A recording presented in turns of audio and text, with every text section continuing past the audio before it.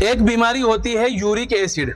اچھا لوگوں کو نام بتانا بھی ضروری ہے کیونکہ بعض دفعہ لوگوں کے اندر بیماری ہوتی ہے لیکن پتہ نہیں رہتا کہ کون سی بیماری ہے. اس لیے میں ویڈیو میں پہلے نام بتاتا ہوں، پھر اس کی نشانی بتاتا ہوں، کیوں ہوتا ہے یہ بتاتا ہوں اور اس کا علاج بتاتا ہوں. سب سے پہلے تو یورک ایسڈ کی نشانی سن لیجئے. یورک ایسڈ میں بدن کے اندر اور بدن کے جوڑوں کے اندر درد ہوتا ہے، خاص طور سے جو پیر کا انگوٹھا ہوتا ہے نا اور پیر کی ایڑی ہوتی ہے اس میں درد ہوتا ہے. ویسے تو کہیں بھی ہو جاتا ہے، مونڈوں میں ہو جائے گا اور کوہنیوں میں ہو جائے گا، گھٹنوں میں ہو جائے گا، لیکن اس میں خاص طور سے اس کی نشانی ہے پیر کے انگوٹھے میں اور ایڑی میں. اور اگر کسی آدمی کو اطمینان نہیں ہو رہا، سکون نہیں ہو رہا، پتہ نہیں چل رہا بھائی یورک ایسڈ ہے نہیں ہے، تو بہتر طریقہ یہ ہے کہ ٹیسٹ کرا لو. جہاں خون ٹیسٹ ہوتا ہے نا وہاں جاؤ اور اس کو کہو خون والے کو بھائی میرا یورک ایسڈ ٹیسٹ کر لو، رپورٹ میں آ جائے گا کہ یورک ایسڈ ہے آپ کو یا نہیں ہے. بہرحال اس میں ایک تو درد ہوتا ہے، بدن میں بخار سا رہتا ہے، ٹھیک ہے، ہلکا ہلکا اندر ہی ٹیسٹ کریں گے، بخار نہیں آئے گا لیکن بخار سا محسوس ہوگا، تھکاوٹ اور کمزوری سی رہے گی، پیشاب میں جلن اور پیشاب میں درد بھی ہوتا ہے، پتھری بننے کا جو ہے خطرہ بھی رہتا ہے. تو یہ ساری کی ساری نشانی یورک ایسڈ کی ہے. ہوتا کیوں ہے یورک ایسڈ؟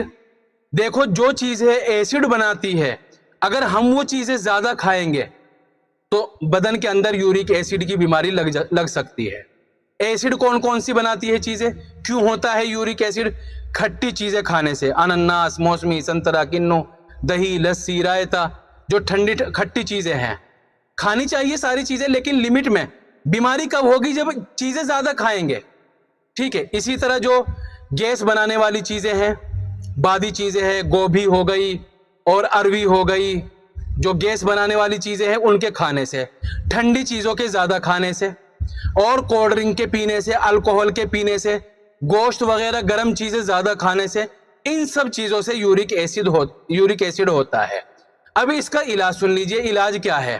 10 گرام تو لے لو سونٹ اور 5 گرام لے لو دال چینی، 5 گرام لے لو اجوائن، دیسی اجوائن، 5 گرام لے لو گلاب کے پتے، چاہے تازہ لے لو اور چاہے پنسارے کے یہاں سے سوکھے ہوئے مل جائے گے، 5 گرام لے لو پودینہ.